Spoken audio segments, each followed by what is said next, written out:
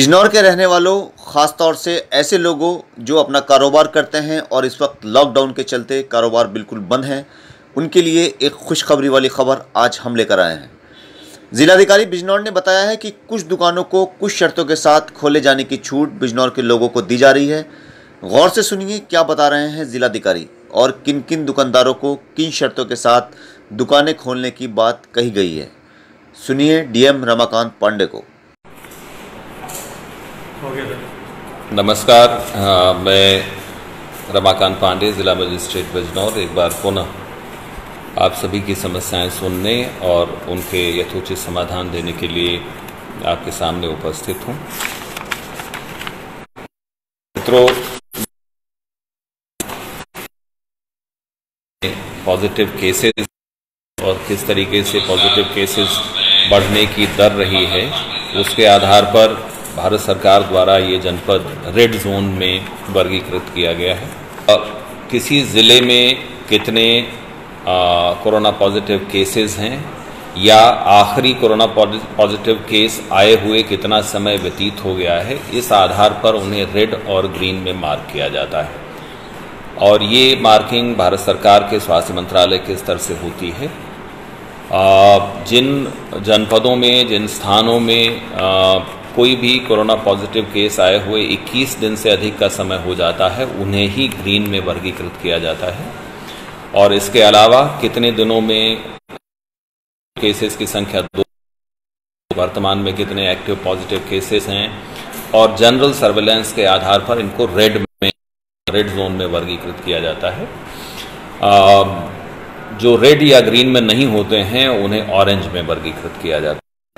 बहरहाल जनपद बिजनौर विभिन्न कारणों से रेड जोन में वर्गीकृत है। जनपद बिजनौर में आज की तिथि में 11 कोरोना पॉजिटिव केसेस हैं। जो जनपद के खाते में गिनती केसेस किस जनपद में गिने जाएंगे, उसमें भेद हो जाता है। जैसे हमारे 2 जनपद बिजनौर के मूल रूप से निवास करने जो अब यहाँ जनपद बिजनौर में गए थे, कानपुर में रहे और वहाँ कानपुर में वो कोरोना पॉजिटिव टेस्ट हुए, तो उनको भी जनपद बिजनौर के, चूंकि वो मूल निवासी हैं इसलिए जनपद बिजनौर में गिना जा रहा है। बहरहाल जनपद बिजनौर में कुल 11 कोरोना पॉजिटिव केसेस हैं और इनका जो इलाज है, जो हमारी L1 की फैसिलिटीज़, कोविड फैसिलिटीज़ हैं हमारे मंडल में और मेरठ में, जैसी जहां आवश्यकता है और उपलब्धता है वहां पर इनका इलाज किया जा रहा है। कि जनपद बिजनौर के कुल 20 पॉजिटिव केसेस ठीक होकर अपने घर चले गए हैं। एक यानी इन 20 के अतिरिक्त एक पॉजिटिव टेस्ट हुआ था और मूल निवासी जनपद बिजनौर का था, वो भी ठीक हो चुका है। वर्तमान में जनपद बिजनौर में कुल 16 हॉटस्पॉट एरिया हैं और हॉटस्पॉट आखिरी पॉजिटिव केस आने के 28 दिन तक लागू रहता है। इसमें कुछ मानदंडों में परिवर्तन अभी विचाराधीन है, जैसा होगा आप लोगों की जानकारी में लाया जाएगा। वर्तमान स्थिति ये है कि आखिरी पॉजिटिव केस आने के 28 दिन तक ये हॉटस्पॉट एरिया सील्ड रहता है। असलियत ये है कि लॉकडाउन का मतलब लॉकडाउन है, यानी हमें अपने घर में रहना है अपने स्वास्थ्य के लिए, अपने परिवार के स्वास्थ्य के लिए, और सामान्यतः कोई मूवमेंट अलाउड नहीं है। जो भी पास इशू किए जाते हैं यूपी ई पास सिस्टम जो इंटरनेट पर है उसके माध्यम से इशू किए जाते हैं और उसमें अंतर जनपदीय, यानी एक जनपद से दूसरे जनपद को जाने के लिए अथवा एक राज्य से दूसरे राज्य में भी जाने के लिए यदि पास जारी होता है तो वो केवल और केवल मेडिकल ग्राउंड्स पर जारी होता है। यानी कोई पहले से पेशेंट है और उसका इलाज दिल्ली में चल रहा है, या कोई पहले से कोई मरीज है और उसका इलाज संभव नहीं है जनपद बिजनौर में, किसी पड़ोसी जनपद में उसका इलाज हो सकता है, तो सिर्फ और सिर्फ यानी एकमात्र मेडिकल ग्राउंड पर अंतर जनपदी पास जारी करने की व्यवस्था यूपी ई पास सिस्टम में रखी गई है। इसमें अभी कोई नई गाइडलाइन नहीं है। आपको स्पष्ट किया कि अंतर्राज्यीय मूवमेंट संभव नहीं है। कोई सार्वजनिक परिवहन व्यवस्था सामान्य तौर पर नहीं चल रही है, न कोई फ्लाइट चल रही है, न ट्रेन्स चल रही हैं, न परिवहन की बसें चल रही हैं, और प्राइवेट वाहनों से एक राज्य से दूसरे राज्य की सीमा में जाने का कोई पास दिया जाना संभव नहीं है। इसकी कोई व्यवस्था नहीं है।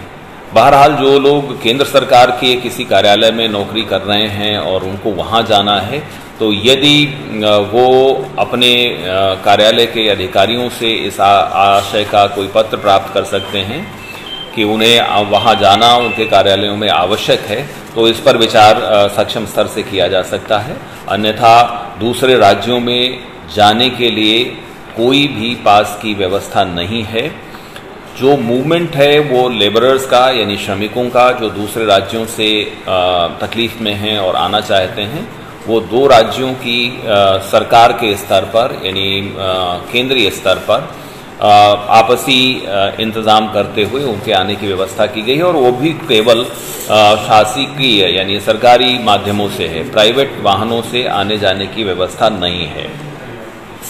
अंतर जनपदीय है, यानी एक ज़िले से दूसरे ज़िले में बाइक या कार से आने जाने की कोई अनुमति नहीं है। जनपद के अंदर आवश्यक कार्यों के लिए यदि या अपने दफ्तर जाने के लिए कोई बाइक या कार का प्रयोग करता है, तो उसके लिए दिशा निर्देश ये है कि अनुमति लें, और बाइक पर सिर्फ एक व्यक्ति बैठेगा, और अगर 4 व्हीलर है तो एक व्यक्ति ड्राइवर और उसके साथ 2 से ज़्यादा लोग उस कार पर नहीं बैठ सकते।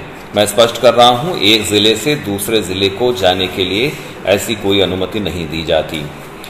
मैं स्पष्ट कर देना चाहता हूं कि जो नई नीति आई है, इसके तहत 17 मई तक ग्रामीण क्षेत्रों में निर्माण की अनुमति है, लेकिन मजदूरों को आने जाने की स्थिति नहीं होनी चाहिए। जो जहां है वहीं पर निर्माण कर सकते हैं। इसी प्रकार शहरी क्षेत्रों में यदि और ग्रामीण क्षेत्रों में भी यदि वो हॉटस्पॉट एरिया नहीं है तो ही इस प्रकार की अनुमति है। शहरी क्षेत्र में भी यदि हॉटस्पॉट एरिया नहीं है और इन सिटू निर्माण, यानी जो जहां है वहीं कोई निर्माण कर रहा है और बाहर से आवागमन की स्थिति नहीं है, न तो मजदूर बाहर से आ रहे हैं, न सामग्री बहुत ज़्यादा बाहर से आने जाने की स्थिति है, तो शहर में भी इस प्रकार के निर्माणों की अनुमति है। ग्रामीण क्षेत्रों में निर्माण पर सामान्यतः प्रतिबंध नहीं है, और वहाँ व्यक्ति अन्यथा यदि कानूनन अनुमन्य है तो वो निर्माण कर सकते हैं। जिन दुकानों को खुलने का आदेश दिया गया है, उनके लिए कोई पृथक से समय सीमा निर्धारित नहीं है। जो शर्त है वो ये है कि शाम के 7 बजे से लेकर सवेरे 7 बजे तक कोई दुकान नहीं खुलेगी और आवागमन सामान्यतः नहीं होगा। हमारे उत्तर प्रदेश के मूल निवासी कुछ लोग दूसरे प्रदेशों में हैं, वहाँ श्रमिक के तौर पर काम करते रहे हैं, और दूसरे प्रदेशों के कुछ लोग हमारे यहाँ उत्तर प्रदेश में और बिजनौर ज़िले में हैं। इन लोगों का रजिस्ट्रेशन सेंट्रली, यानी ये अपने ज़िले के जहाँ भी हैं वहाँ के अधिकारियों से संपर्क करेंगे, और वहाँ ये डेटाबेस तैयार होगा कि कितने लोग हैं और किन को दूसरे राज्यों में भेजा जाना है।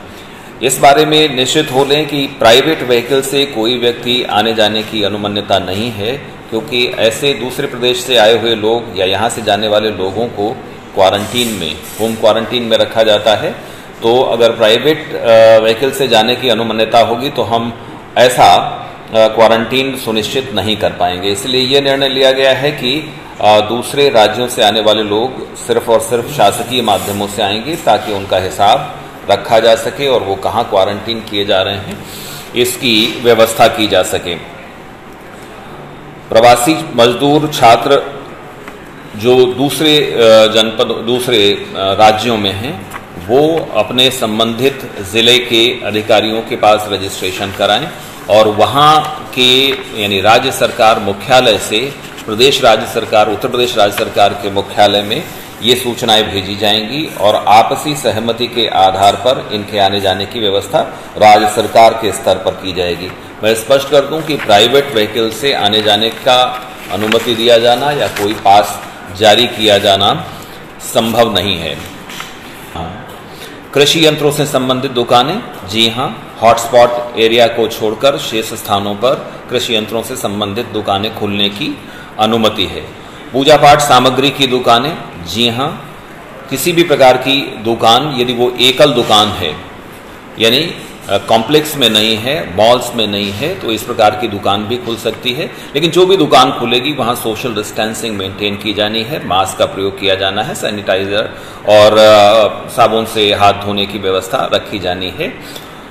ई कॉमर्स, जी हाँ, ई कॉमर्स अनुमन्य है। शराब की दुकानें, शराब की दुकानों के बारे में एक नीति निर्धारित की गई है कि हॉटस्पॉट एरिया को छोड़कर शेष स्थानों पर शराब की दुकानों को अनुमन्य कर दिया गया है कुछ शर्तों के साथ, तो ये दुकानें अब खुल गई हैं। बिल्डिंग मटेरियल से संबंधित दुकानें, मैं आपको स्पष्ट कर दूं कि देहात क्षेत्र में इस प्रकार की दुकानें खोला जाना अनुमन्य है, लेकिन शहरी क्षेत्रों में अगर एकल दुकानें हैं तो इनको अनुमन्यता है और हॉटस्पॉट से ये बाहर होनी चाहिए। दुकानों व घरों पर माल सप्लाई से संबंधित कार्य, दुकानों व घरों पर माल सप्लाई से संबंधित कार्य, इस पर कोई रोक नहीं है, क्योंकि दुकान में जब सामग्री उपलब्ध होगी तभी उनका विक्रय संभव होगा। मोबाइल कंप्यूटर की दुकानें खुलेंगी कि नहीं, इस बारे में मैं स्पष्ट कर दूं कि हॉटस्पॉट एरिया को छोड़कर शेष स्थानों पर मोबाइल कंप्यूटर की दुकानें भी, यदि वो एकल दुकानें हैं, यानी उनके आसपास कोई भीड़ की स्थिति नहीं है, गलियों में दुकानें हैं और एकल दुकानें हैं, तो उन्हें खोला जा सकता है। मॉल में या कॉम्प्लेक्सेस में जहां भीड़ भाड़ की स्थिति हो, ऐसी दुकानें नहीं खोली जा सकती, और जो भी खुलेंगी वहां पर सोशल डिस्टेंसिंग और अन्य सुरक्षा संबंधी शर्तें जो हैं उनका पालन करना आवश्यक होगा। इलेक्ट्रिक संबंधी दुकानें, इन पर भी वही नियम लागू है कि अगर एकल दुकानें हैं तो इनको खोला जा सकता है। बड़े मार्केट्स में, कॉम्प्लेक्सेस में जहां भीड़ भाड़ की स्थिति है वहां ये नहीं खोली जा सकती। बाइक कार शोरूम, धुलाई सेंटर, वर्कशॉप, कपड़ों की दुकानें, देखिए जो भी एकल दुकानें हैं और जहां भीड़ भाड़ नहीं होनी है, सामान्य रूप से उनके बारे में नीति निर्णय लिया गया है। अभी बाकी जो अनावश्यक, यानी जिनके लिए अपरिहार्यता नहीं है, ऐसे गतिविधियों को प्रारंभ किए जाने का कोई अलग से निर्णय नहीं है। सामान्य थंब रूल इस बारे में ये है कि यदि एकल दुकान है और वहाँ पर भीड़ की स्थिति नहीं रहती है, कॉम्प्लेक्स की स्थिति नहीं है, मॉल्स की स्थिति नहीं है, तो ये काम किया जा सकता है। ढाबा, रेस्टोरेंट, मांस मछली से संबंधित दुकान व रेस्टोरेंट, इस बारे में मैं स्पष्ट कर दूं कि ढाबा, रेस्टोरेंट, मांस मछली से संबंधित दुकान व रेस्टोरेंट, इनके बारे में सभी जगह के लिए मना है। हेयर सैलून या स्पा आदि के जो सेंटर्स हैं ये नहीं खोले जा सकते, ये स्पष्ट रूप से मना है। धार्मिक स्थल में जो कोई पुजारी पूजा करता है, एक व्यक्ति है, तो वो अपना कर सकता है। जन सामान्य के लिए धार्मिक स्थल नहीं खुले हैं, इनके लिए प्रतीक्षा करनी पड़ेगी अग्रेतर आदेशों की। जन सामान्य के लिए मैं रिपीट कर दूं, धार्मिक स्थल नहीं खुले हैं।